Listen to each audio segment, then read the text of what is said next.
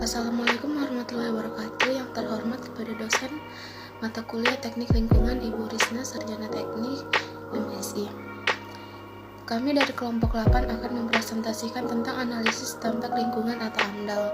Tapi sebelum itu saya akan memperkenalkan teman-teman dari kelompok saya. Yang pertama ada saya sendiri, Melbagi Ananta dengan NIM 21007, ada Rizky Ramadan dengan NIM 21026, Muhammad Riki Arindra dengan NIM 21033, dan yang terakhir ada Ibrahim dengan NIM 21018. Apa itu AMDAL? AMDAL adalah kajian mengenai dampak besar dan penting untuk pengambilan keputusan suatu usaha dan kegiatan yang direncanakan pada lingkungan hidup yang diperlukan bagi proses pengambilan keputusan tentang penyelenggaraan usaha dan kegiatan. Ini terdapat di dalam Peraturan Pemerintah Nomor 27 Tahun 1999, Pasal 1 Nomor 1 tentang analisis mengenai dampak lingkungan. Definisi AMDAL. AMDAL atau analisis dampak lingkungan sebagai instrumen pencegahan pencemaran lingkungan di mana asas ini telah dituangkan dalam bentuk produk hukum, sehingga menjadi kewajiban yang harus dipatuhi setiap orang Indonesia. Artinya, untuk terbitnya atau disetujuinya suatu izin lingkungan, hendaknya harus diperoleh terlebih dahulu AMDAL atau analisis dampak lingkungan. Baiklah, selanjutnya akan dilanjutkan oleh Muhammad Riki Arindra. Bagaimana pengembangan pengaturan AMDAL? AMDAL untuk pertama kalinya lahir dengan dicetuskannya Undang-Undang Lingkungan Hidup yang disebut National Environmental Policy Act atau NEPA oleh Amerika Serikat pada tahun 1969. NEPA mulai berlaku pada tanggal 1 Januari 1970. Pasal 102 ayat 2 C dalam undang-undang ini menyatakan bahwa semua usulan legislasi dan aktivitas pemerintah federal yang besar diperkirakan akan mempunyai dampak penting terhadap lingkungan diharuskan disertai laporan Environmental Impact Assessment, analisis dampak lingkungan. Itu ada 4. Yang pertama, pengertian rencana pengelolaan lingkungan hidup RKL adalah upaya penanganan dampak besar dan pentingnya terhadap lingkungan hidup yang ditimbulkan akibat dari rencana usaha dan kegiatan. Yang kedua, pengertian rencana pemantauan lingkungan hidup RPL adalah upaya pemantauan komponen lingkungan hidup yang terkena dampak besar dan penting akibat dari rencana hidup. Yang ketiga, dampak kerangka acuan analisis dampak lingkungan hidup AMDAL. AMDAL adalah suatu dokumen yang berisi tentang ruang lingkup serta kedalaman kajian AMDAL. Yang keempat, dokumen analisis dampak lingkungan hidup AMDAL. AMDAL adalah dokumen yang bersih telahan secara cermat terhadap dampak penting dari suatu rencana kegiatan. Baiklah, selanjutnya akan dilanjutkan oleh Ibrahim. Kegunaan AMDAL. 1. Bahan bagi perencanaan pembangunan wilayah. 2. Membantu proses pengambilan keputusan tentang kelayakan lingkungan hidup dari rencana usaha dan kegiatan. 3. Memberi masukan untuk penyusunan desain rincian teknis dari rencana usaha dan kegiatan. 4. Memberi masukan untuk penyusunan rencana pengelolaan dan pemantauan lingkungan hidup. 5.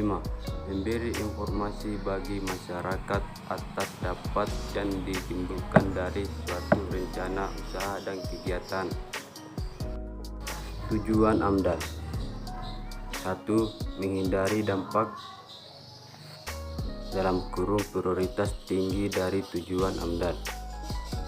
2. Meminimalisasi dampak dalam kurung prioritas tinggi dari tujuan AMDAL. 3. Melakukan mitigasi atau kompensasi dampak dalam kurung prioritas rendah dari tujuan AMDAL.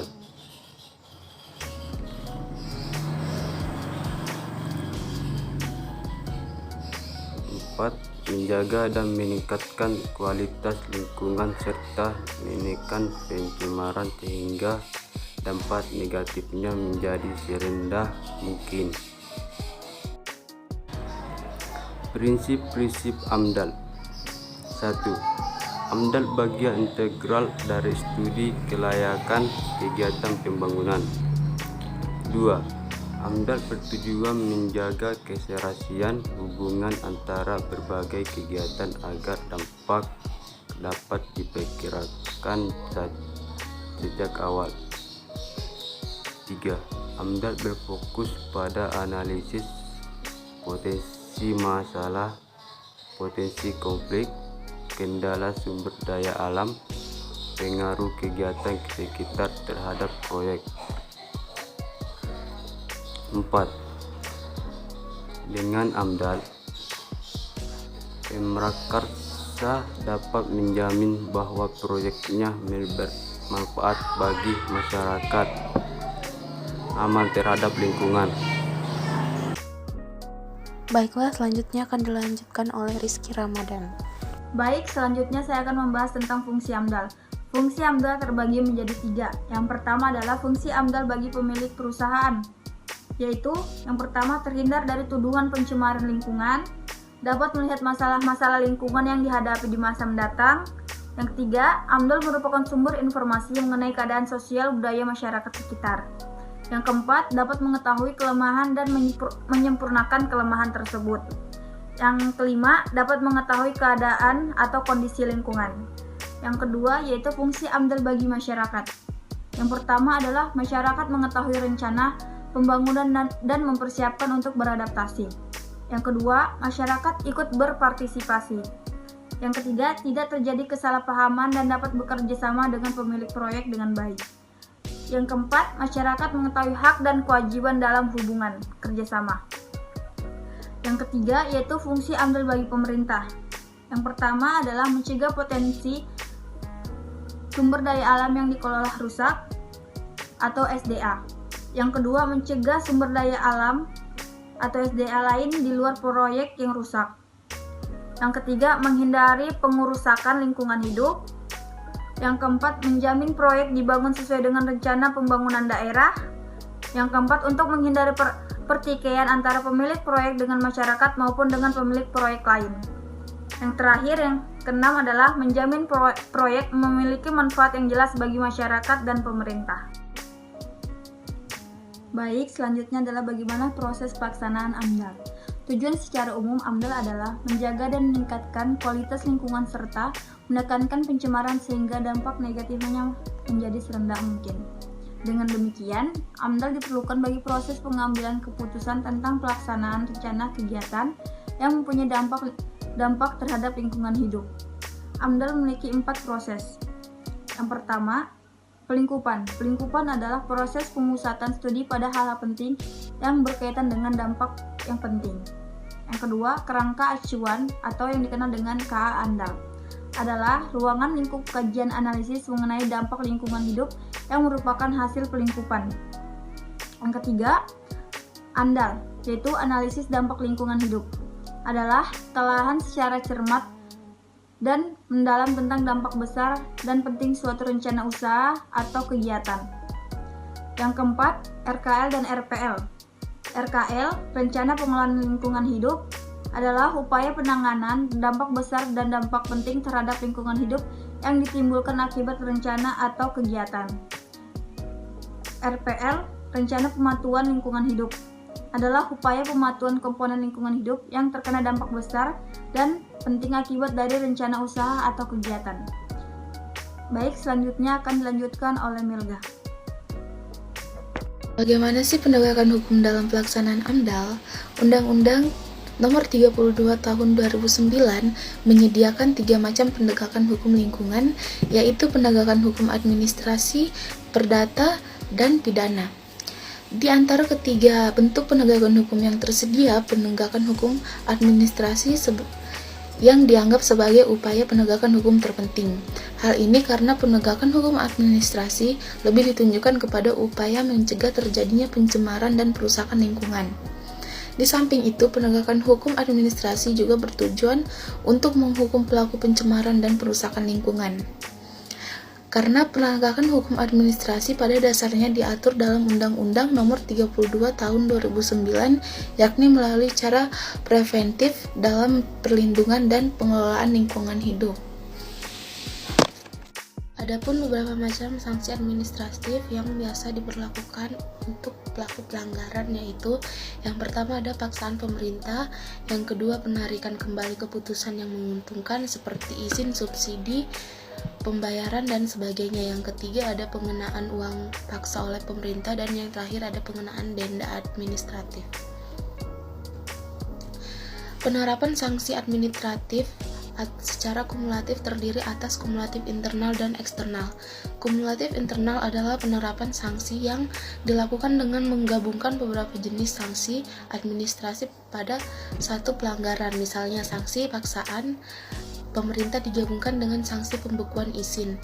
Sedangkan kumulatif eksternal adalah penerapan sanksi yang dilakukan dengan menggabungkan penerapan salah satu jenis sanksi administratif dengan penerapan sanksi lainnya, misalnya sanksi pidana. Bagaimana sih AMDAL sebagai kelayakan suatu kegiatan usaha? Ketika dokumen AMDAL secara substantif atau kelayakan lingkungan dinyatakan tidak layak lingkungan, berarti dokumen tersebut tidak akan disetujui dan otomatis tidak akan diajukan permohonan izin lingkungan. Oleh karena itu, seharusnya tidak akan ada usaha atau kegiatan. Dengan demikian, tidak akan terjadi dampak lingkungan baik pencemaran maupun kerusakan lingkungan hidup. Atau jika kemudian dokumen AMDAL tersebut disetujui, maka peran AMDAL sebagai instrumen pencegahan pencemaran dan kerusakan lingkungan hidup telah dikaji dampaknya. Dan telah pula diprediksi dari dokumen tersebut sudah dapat diantisipasi dan dapat diminimalisir sepanjang ambang batas atau buku mutu dan kriteria baku kerusakan lingkungan hidup. Baiklah, sekian presentasi dari kelompok kami, kelompok 8. Adapun kesimpulan yang dapat kami simpulkan dari presentasi tadi. Berdasarkan pada pembahasan di atas, maka dapat kita simpulkan bahwa kedudukan AMDAL dalam pengelolaan lingkungan hidup sangat penting dan strategis, karena merupakan instrumen pencegahan pencemaran lingkungan yang menentukan mutu lingkungan melalui mekanisme pengujian dokumen seperti AMDAL dan UKL atau UPL. Selanjutnya, penerapan AMDAL juga menjadi sistem yang menjaga stabilitas tujuan perusahaan. Yang kedua, penyimpangan terhadap prosedur penerapan AMDAL sebagai syarat perizinan memiliki mekanisme penegakan hukum, yaitu penegakan hukum administrasi, perdata, dan pidana. Di antara bentuk ketiga hukum tersebut, hukum yang tersedia penegakan hukum administrasi dianggap sebagai upaya penegakan hukum. Yang kedua, penyimpangan terhadap prosedur penerapan AMDAL sebagai syarat perizinan memiliki mekanisme penegakan hukum, yaitu penegakan hukum administrasi, perdata, dan pidana. Di antara ketiga bentuk hukum tersebut, penegakan hukum administrasi dianggap sebagai upaya penegakan hukum terpenting. Hal ini karena penegakan hukum administrasi lebih ditujukan kepada upaya mencegah terjadinya pencemaran dan perusakan lingkungan.